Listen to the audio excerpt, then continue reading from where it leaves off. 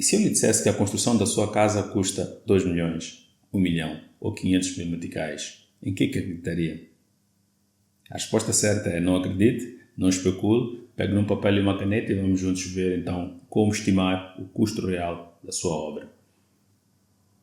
Bem-vindos a mais um episódio do Casa Própria Podcast. É comum, quando vamos iniciar o processo de construção, preferirmos agarrar-nos a um valor que cabe no nosso bolso e acharmos que seremos capazes de, durante o processo, acomodar toda a obra no budget que nós temos. Mas isto é falso. O ideal é sempre começar por perceber que valores nós temos, o que é que nós pretendemos e fazer um casamento perfeito para que este processo de construção não seja assim tão doloroso. Vamos então passar aqui por 3 pontos que achamos importantes de considerar neste processo de estimativa do custo da obra. Primeiro é a viabilidade, perceber, como disse antes, se o budget que nós temos corresponde àquilo que nós pretendemos de fato construir. E só daí é que nós partimos para a fase seguinte, que é a fase da realização de um projeto que já responde àquilo que nós podemos pagar e àquilo que nós precisamos como espaços para o nosso edifício, para a nossa casa. E só depois destas 2 fases que mencionei é que nós passamos então à fase de construção, à fase de obra propriamente dita. Vamos então agora ver uma a uma como é que elas funcionam.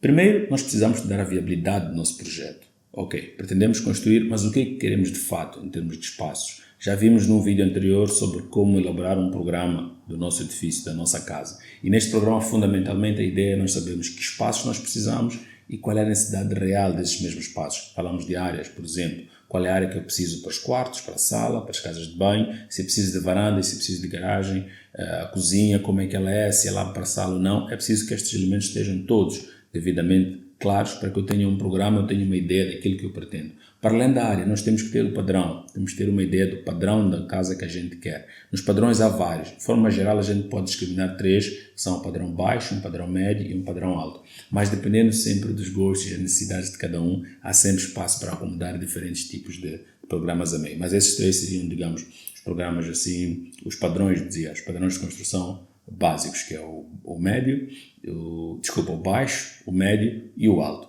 Então, tendo o padrão da sua casa definido e tendo também as suas necessidades reais de áreas e de número de compartimentos, a gente já pode fazer um casamento rápido, recorrendo a um cálculo simplificado, que é o cálculo de custo de construção por metro quadrado, que nos vai permitir rapidamente perceber se para aquela área que a gente pretende construir, nós temos budget suficiente, ou pelo menos saber qual é o budget necessário para construir aquilo que nós pretendemos. E daí começamos então a fazer os devidos ajustes para que a nossa obra seja muito mais segura e mais saudável financeiramente. Pronto, imaginemos para exercício que a gente queira construir uma casa de 3 quartos, onde temos uma cozinha com 10 metros quadrados, uma casa de banho com 5 metros quadrados, uma sala com 24 metros quadrados e 3 quartos com mais ou menos 12 metros quadrados cada um desses quartos. Queremos 2 varandas, uma frente e uma atrás, cada uma com mais ou menos 5 metros quadrados. Temos uma garagem de 20 metros quadrados que dá para meter lá um carro e vamos considerar para aí, depois de somadas estas áreas todas, excluindo a da garagem, vamos somar para aí, vamos adicionar mais ou menos de 15% a 30% desta área para as paredes e os espaços de circulação. Estaremos a falar de uma casa de mais ou menos 122 metros quadrados. Então a gente já tem uma ideia clara do programa, como disse. Nós queremos uma casa com 122 metros quadrados e que cumpra com todas estas necessidades. Cozinha, casa de banho, uma cozinha, uma casa de banho, uma sala, 3 quartos, 2 varandas, espaço de circulação e também uma garagem para uma viatura. Pronto, já temos o nosso programa. No padrão, aqui vamos considerar valores para padrões médio baixo. Lembrar que os custos por metro quadrado são bastante delicados de lidar, pois estes custos normalmente são referentes a um local específico. Por exemplo, se a gente vai construir em Maputo e vai construir em Marraquém, ou vai construir na Manhissa, ou vai construir em Xai-Xai, ou em Inhambane, ou outro local, por aí pelo Moçambique todo, naturalmente que os custos serão diferentes. Serão diferentes porque, como sabemos, temos o custo duplo dos próprios materiais, que são alguns produzidos localmente e outros não.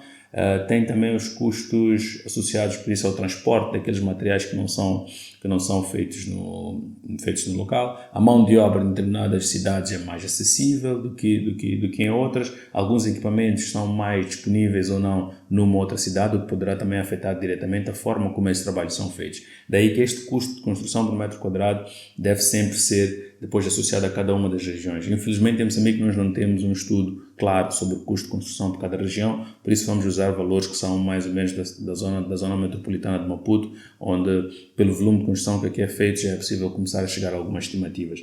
E para este exercício vamos usar um padrão, vamos dizer, médio-baixo, que acreditamos que é o padrão de referência, digamos assim, da maior parte das famílias em Moçambique. E para este padrão, para definir os custos para este padrão, nós contamos aqui com a ajuda do nosso parceiro da casa própria, que é o engenheiro medidor e orçamentista, o Cláudio Seng, que nos forneceu aqui alguns destes custos, onde, por exemplo, mesmo tratando-se de espaços, digamos, interiores, é preciso perceber que há uma diferença entre espaços exteriores úmidos, que são cozinhas, casas de banho, que normalmente são um bocado mais caros que espaços interiores secos, como, por exemplo, salas, quartos, corredores, escritórios e outros. E depois temos varandas e garagens, por exemplo, que também têm um custo ainda mais baixo que aqueles que mencionei e por aí adiante. É importante também percebermos esta discriminação, porque, entendam, se a gente assume um único custo de metro quadrado para toda a casa, corremos o risco de dizer que a nossa varanda ou a nossa garagem vai custar exatamente o mesmo que a nossa casa de banho, e como sabemos não é verdade, não pode ser verdade. Porquê? Porque o tipo de acabamentos que cada um desses espaços tem é diferente, porque o nível de fechamento que cada um desses espaços tem também é diferente. Por exemplo, uma varanda pode ser aberta, uma garagem também pode ser aberta, enquanto que um compartimento interior coberto, seco ou úmido, ele tem que ser completamente fechado. E sendo úmido, para além de estar fechado, também deve ter normalmente tem um revestimento nas paredes, tem uma banca lava-louça ou então tem uma sanita. Daí que é importante discriminar estas áreas que a gente vai colocar no programa, agrupar as áreas por categoria, ou seja, as áreas de espaços úmidos, de espaços interiores úmidos, como as casas de banho e cozinha, a gente agrupa. As áreas de espaços interiores secos, espaços cobertos interiores secos, como o caso das salas, cozinhas, corredores, a gente também agrupa entre si. E depois espaços de garagem por um lado e espaços de circulação por outro.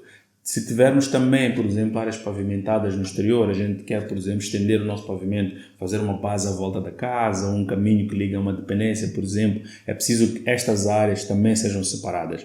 Isto também vai permitir ter um custo mais aproximado daquilo que será a sua obra. Se vai fazer um muro de vedação no seu espaço, aí também é importante separar esta linha do muro de vedação que vai fazer para que a gente consiga separar o custo e fazê-lo, portanto, a parte. Se pretende, por exemplo, fazer um trabalho de jardim numa determinada área, é preciso também quantificar esta área e depois também colocá-la à parte para que facilmente seja atribuído cada um dos custos. Como disse antes, é importante discriminar porque cada uma das áreas tem um custo diferente da outra. E se a gente soma todas elas de uma só vez, corre o risco de ter um preço bastante desfasado com a realidade. Pronto, este custo, como disse, o custo que vamos aqui propor é um custo de uma construção de padrão médio-baixo, onde as áreas cobertas interiores secas custariam 15.500 meticais, as áreas interiores cobertas úmidas custariam 18.400 meticais, enquanto que áreas de varanda, áreas de garagem custariam 15.200 meticais. Temos aqui muito mais elementos que podem ver aí na tabela, como podem ver na tabela ao lado. Mas o importante, como disse antes, é perceber o porquê desta discriminação das áreas. Então vamos dizer, para este cálculo que a gente estabeleceu agora, considerando este programa que dá ao todo 122 metros quadrados e estes custos que já estabeleci agora, 18.400 para áreas úmidas, 15.500 para áreas secas e 15.200 para áreas cobertas exteriores, que são varandas e garagens, nós teríamos um custo aproximado da nossa obra de 1.662.000 meticais. Aqui é preciso voltar um bocado atrás também para explicar como é que a gente chega a esta coisa do padrão e também a estes custos. Porque senão amanhã vão dizer, não, eu quero construir então uma casa com esta área, construam uma casa com esta área e com acabamentos, por exemplo, bastante elevados. Ou então vai chamar o empreiteiro e dizer, olha, construam a este nível. Não, aqui nós estamos focados na autoconstrução assistida. A autoconstrução assistida é aquela onde você tem o seu projeto, tem o seu terreno. Então vai contratar um mestre de obra, vai contratar um canalizador, então você é que gere por si a construção, pode ter assistência de um técnico especialista, no caso um arquiteto ou um engenheiro que pode fazer a fiscalização da obra para garantir a qualidade da execução dos trabalhos, mas não terá um empreiteiro na obra, porque se nós trazemos este empreiteiro para a obra, naturalmente que o custo desta casa vai disparar, porque o empreiteiro tem uma série de encargos próprios de empreiteiro, próprios de quem tem que gerir uma empresa e tem os seus riscos, lucros e outros benefícios. Daí que é importante lembrar que estes custos que estão aqui apresentados são custos de um padrão médio-baixo e que implica aqui que não há empreiteiro. Cada um tem um projeto e tem um terreno, e o que lhe custa executar a obra nesse terreno, esta obra que está em projeto nesse mesmo terreno, portanto, são estes custos que a gente apresenta aqui em metros quadrados. Voltando então à tabela, que é o mais importante, se nós temos 122 metros quadrados, conforme descrevi antes, nós precisaríamos de 1.662.000 meticais para construir esta mesma obra. Mas imagina, por exemplo, que a família diga, não, nós não temos este valor. Nós não temos 1.662.000 meticais agora e nem vamos ter no período em que pretendemos construir esta mesma casa. O que a gente faz? Nestes casos, o que a gente faz é fazer aqui um jogo de equilíbrio. Se nós temos um valor, um budget definido inicialmente, isto já ajuda, porque a gente pega neste budget e já percebe mais ou menos de que áreas é que nós estamos a falar. Este exercício é bastante importante, porque das duas uma, ou a gente baixa o padrão, para que mantenha as áreas, baixa o padrão, para que o custo da casa seja ainda mais barato, mas neste caso, como disse, já estamos num padrão médio-baixo, baixar ainda mais o padrão aqui é ir mesmo para o baixo, onde naturalmente há muito de qualidade de espaço, de qualidade e de conforto que se perde. Então, se a gente assume que tem que manter o padrão, porque já não dá para ir muito mais baixo, então implica que nós temos que mudar duas coisas. Uma coisa, temos que mudar a área tem que reduzir. E ao reduzir a área, a gente tem que começar a ver o que pode tirar. Tirar pode significar eliminar por completo. Por exemplo, eu posso concluir que não quero uma casa com 3 quartos, porque uma tipo 2 é suficiente. Por exemplo, a gente já elimina. A gente também pode perceber que se calhar não precisa de varandas, porque as varandas só estão lá para ornamentar, mas não são necessárias. Então a gente também pode eliminar as varandas, por exemplo.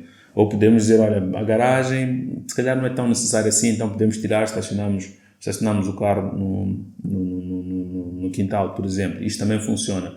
Então, fazendo estas reduções ou estas subtrações de espaços, naturalmente vamos ter uma redução de área, o que vai refletir depois no custo da casa. Aqui é importante perceber qual é a melhor solução. A primeira é esta que me referi agora, que é reduzir os espaços, eliminar alguns espaços. A outra é, eliminando esses mesmos espaços, colocar aqui uma advertência que o projeto deve ser concebido de tal maneira que estas áreas que a gente sempre precisa, porque fazem parte do nosso programa de necessidades, elas estejam no projeto, mas possam ser construídas numa fase subsequente, numa fase onde a gente pensa que vai poder então ter recursos para poder executá-las. Assim, se a gente diz, por exemplo, que tem um valor mais baixo para executar a obra num período de 1 ou 2 anos, então a gente pode avançar com a obra que precisa para ir vivendo no local e a posterior, imagina 5 anos depois, podemos fazer a nossa garagem, podemos fazer mais um quarto, podemos meter mais varandas se precisarmos, mas desde que esteja tudo previsto de forma harmónica no projeto. Vamos agora fazer uma simulação muito rápida. Se a gente elimina, por exemplo,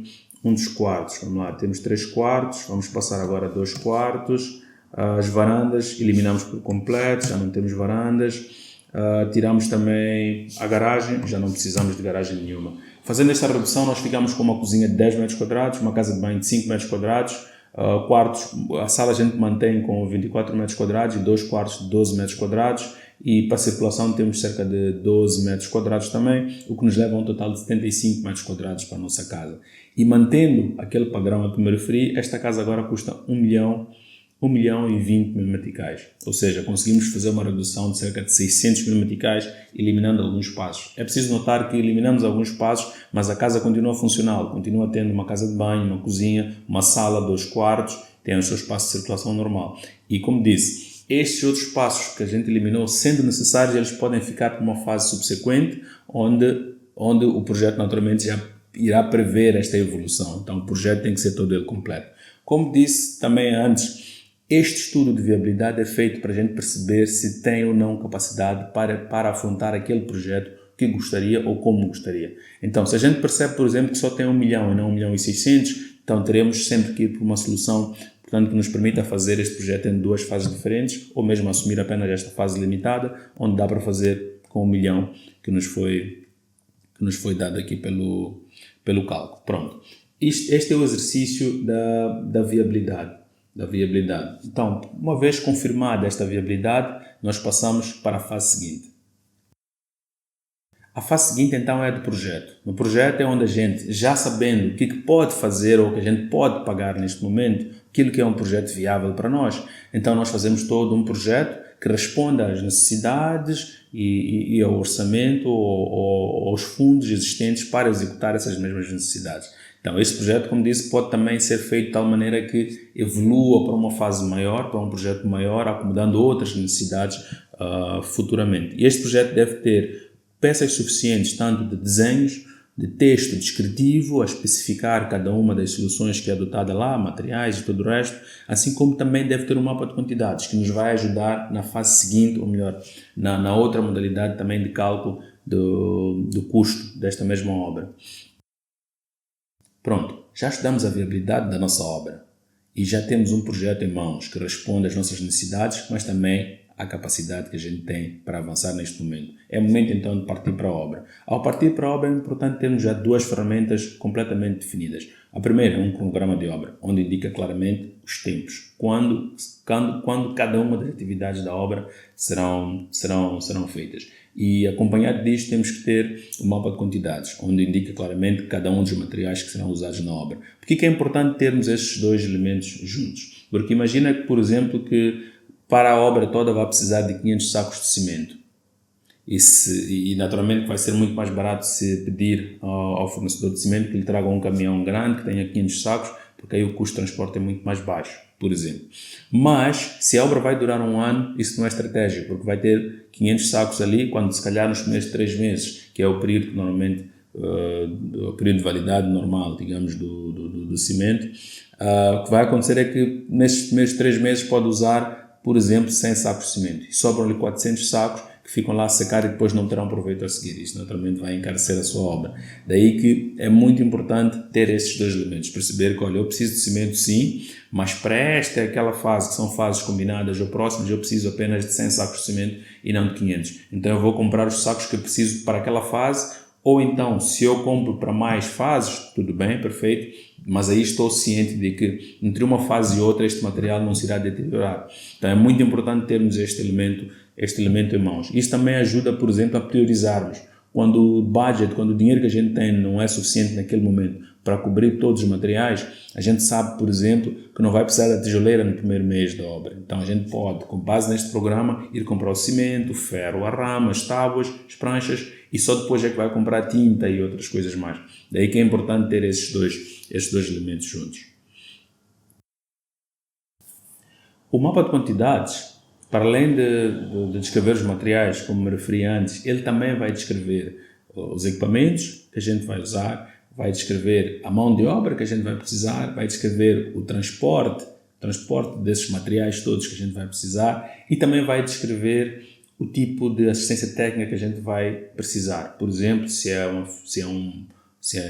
fiscal, se é um indivíduo que vem acompanhar a obra, se tem que ser realizado, por exemplo, por um empreiteiro, vai determinar estes elementos todos. Daí que é importante a gente ter um mapa de quantidades devidamente descrito, que é para a gente saber exatamente com o que é que estará a lidar. Isto é bastante importante porque normalmente vem assim em formato de Excel, onde a gente pode ir picando. Em alguns casos nós podemos, por exemplo, levar o mapa de quantidades a uma ferragem mais próxima ou então as ferragens de referência na nossa região, sempre com o intuito de buscar os preços, colocar na tabela e assim termos um custo muito mais aproximado, muito mais realístico. Se antes, no estudo da viabilidade, usamos um custo, digamos, aproximado, que é o custo estimado de metro quadrado de construção, aqui, com o mapa de quantidades, nós temos preços muito mais concretos. Porque, por exemplo, se eu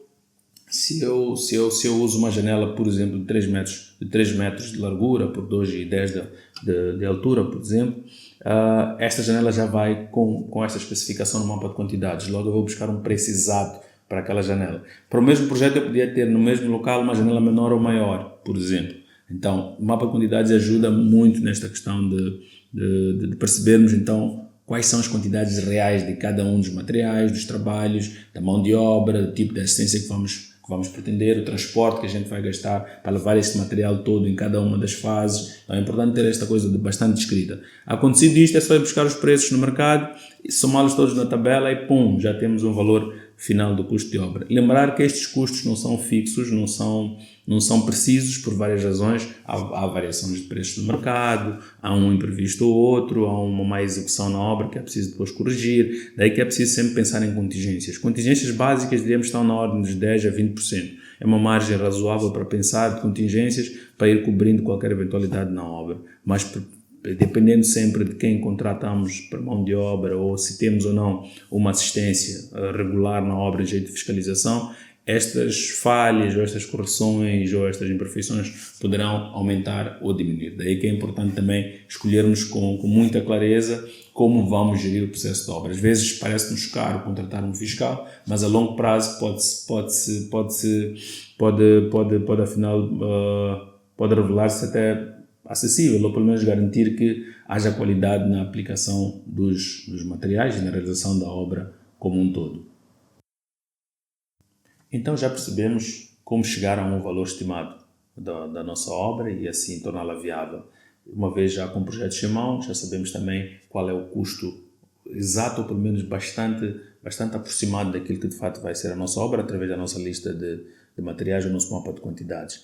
Mas se nós precisamos de 1 milhão para construir a casa toda, a gente não precisa necessariamente de ter este 1 milhão logo no início, ou seja, para cada uma das fases nós podemos ir desembolsando esses valores aos poucos. Mas como é que a gente faz isso? Como é que a gente sabe que percentagem deste valor deve ir para esta, aquela ou outra atividade? E para aí nós recorremos novamente ao nosso parceiro, o Cláudio Seng, que nos forneceu aqui uma tabela de percentagens, onde este valor global desta obra estimada para um padrão médio-baixo, de forma que ele seja distribuído por todas as fases. Assim sendo, o movimento de terras, onde temos escavações dos caboclos, cortes inteiros de fundações, mas também não inclui a terraplanagem de lote, normalmente anda nos 4%.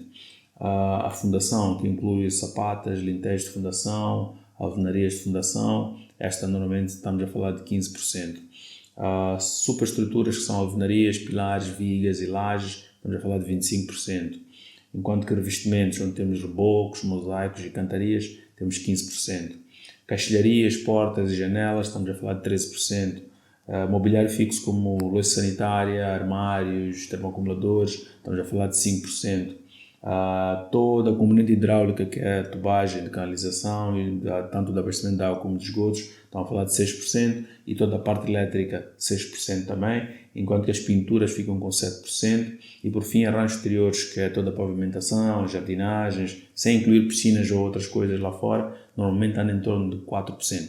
Então, aqui podemos de forma geral dizer que aquele budget que a gente tinha de 1 milhão de meticais, quando aplicados em cada uma das fases da obra, irá equivaler, portanto, a estas percentagens. Aí a gente já pode fazer um plano. Se vamos avançar com a fundação até laje de pavimento, a gente já sabe que tem que contar com o movimento de terras, com as fundações e uma parte das superestruturas. Então, se a gente tiver um budget na ordem de 20%, 25%, por exemplo, da obra, já pode, por exemplo, permitir-se fazer isto. Isto também explica um bocado aquela percepção que nós normalmente temos, que é no início da obra, parece que só estamos a enterrar dinheiro, mas não vemos nada de fato a surgir. É precisamente porque nesta fase vai cerca de 20% a 25% do valor da obra. Só em fundações, caixas de pavimento, até temos uma laje, vai cerca de 1/4.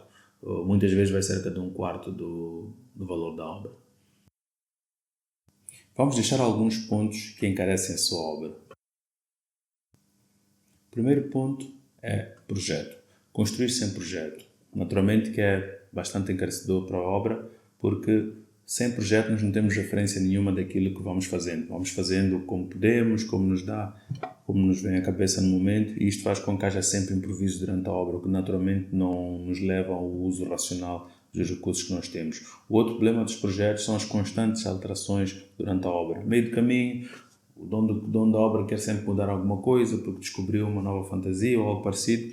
Isto naturalmente tem implicações no projeto. Isto vai fazer com que este projeto que foi pensado para ser de uma maneira esteja constantemente a sofrer demolições, adaptações, o que acaba não ajudando a controlar os custos do mesmo projeto. Outro elemento que também está ligado aos projetos tem sido o movimento de terras. Muitas vezes nós ignoramos a terraplanagem dos nossos terrenos. Os terrenos nem sempre são rasos, costumam ter uma pequena inclinação, seja clive ou declive, ou até para os lados, para os lados do terreno, em alguns casos, e que muitas vezes negligenciamos este movimento de terras que tem que ser feito. Isto depois faz com que a gente tenha que trazer, primeiro, fazer movimento de terras a nível do terreno mesmo, que é tirar do sítio que está mais alto, mas por vezes também ter que trazer muita terra emprestada de fora, comprada de fora, para então compensar este desnível ou esta inclinação, esta pendente que nós temos no terreno.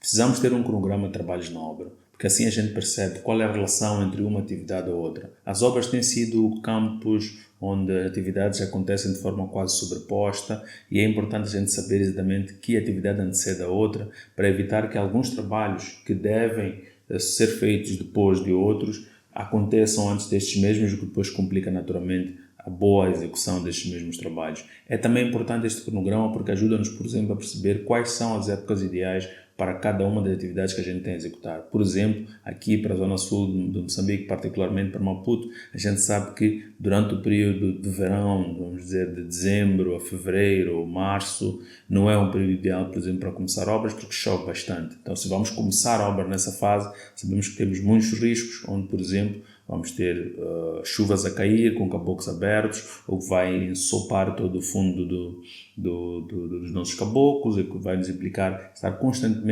a recompactar estes mesmos solos, o que naturalmente são mais custos.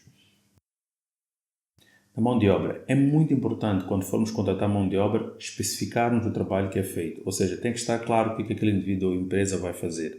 Sob o risco de nós acharmos que dissemos tudo, mas depois a mão de obra que nós contratamos, afinal, entendeu de outra maneira. Entendeu, por exemplo, que o valor que foi acordado não inclui, por exemplo, a montagem de tomadas, inclui apenas a tubagem e também a instalação de caixas de aparelhagem, mas não vai montar ali o espelho com toda a tomada ou montar os candeeiros, por exemplo. O eletricista pode entender que o acordo foi apenas de deixar ali um cabo de espera ou um bocal, mas não ir lá fazer a fixação dos candeeiros. Então é muito importante que a questão da mão de obra seja devidamente acautelada e que seja muito claro o que se espera de cada um dos contratos que a gente faz com qualquer um dos artesãos que estiverem envolvidos na obra. É importante também não contratar um faz-tudo. Há a tentação de chamar um faz-tudo porque é a mesma pessoa que afinal resolve tudo na obra, mas não é bem assim. As atividades na obra são muito complexas. Mesmo na fase de projeto, nós, por exemplo, arquitetos, temos experiência suficiente até para fazermos projetos de estrutura e outras especialidades, mas não deve ser assim. Cada trabalho tem que ser dado àquele que é especialista nessa área, porque assim é que você garante um trabalho de qualidade e que pode evitar depois de sabores mais à frente. Isto para dizer o quê? Que um faz tudo, ele diz que faz alvenarias, faz asnas, faz estruturas de betão, ele faz eletricidade, hidráulica. Entenda que numa dessas atividades ele vai falhar, numa dessas atividades ele não é especialista e não entende nada, mas porque está ali e quer ganhar pão, ele vai dizer que sabe fazer. Então o ideal é sempre buscar quem sabe, porque quem sabe pode executar melhor, quem sabe também pode lhe ajudar com soluções, são soluções bastante práticas, soluções bastante acessíveis, conhece melhor, por exemplo, as casas, pode recomendar as melhores casas para adquirir determinado material, pode até lhe conferir algum tipo de desconto numa outra loja. Então daí que é necessário contratar pessoal devidamente capacitado para fazer cada um dos trabalhos e assim evitar os faz-tudos. O outro grande mal que costuma-se verificar muitas vezes nas obras são os donos de obra que sabem tudo. Os donos de obra que sabem tudo e que por isso ignoram a tudo e a todos. Ignoram o projeto, ignoram o pedreiro, ignoram qualquer outro especialista que estiver na obra porque ele sabe, então tem que ser como ele diz que tem que ser. Uma coisa é a gente ter um gosto, uma vontade, uma ideia. Como dissemos antes, esta ideia tem que ser discutida na fase de projeto. É lá onde é preciso lançar todas as suas vontades e desejos para que sejam acomodadas no projeto. Uma vez no projeto, é preciso deixar o projeto andar sob o risco de nós estarmos constantemente a fazer improvisos e alterações nesta mesma obra e que naturalmente vão primeiro a afastar-nos, distanciar-nos daquilo que foi idealizado inicialmente, mas também vão alterar completamente os custos do projeto e naturalmente sairá mais caro.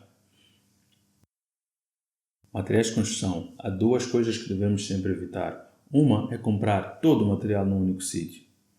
Quando compramos tudo no mesmo sítio, normalmente somos atraídos por um ou outro produto que pode estar em promoção nessa mesma loja, mas acredita, porque já estamos lá, sentimos tentados a comprar muito mais coisas, é mais prático, estou aqui, a diferença não é assim tão grande. Mas no fim do dia pode ser que aquilo que está sendo promovido num material específico, se calhar está sendo compensado noutro. E pode até ser, não necessariamente uma compensação, pode não ser uma compensação, mas pode ser até um preço muito mais alto, por exemplo, do que conseguiria numa outra loja. E mais, quando for comprar material, é ideal ir para casas específicas. Por exemplo, se vai comprar material elétrico, é ideal que vá para uma casa de material elétrico. Porquê? Porque normalmente nestas casas o material roda mais, mas também garante que pode ter muito mais opções e por serem uma casa de venda de um material elétrico, naturalmente poderão também ter melhores preços para a mesma qualidade. Ainda sobre o material, é importante não comprar em pequenas quantidades. Pois, quando compramos em pequenas quantidades, muitas vezes este custo acaba também disparando, por várias razões. A primeira de todas é de transporte, porque compramos aos poucos, então normalmente nós temos um custo de transporte ou de idas e vindas para comprar este material muito maior, o que acaba não nos favorecendo.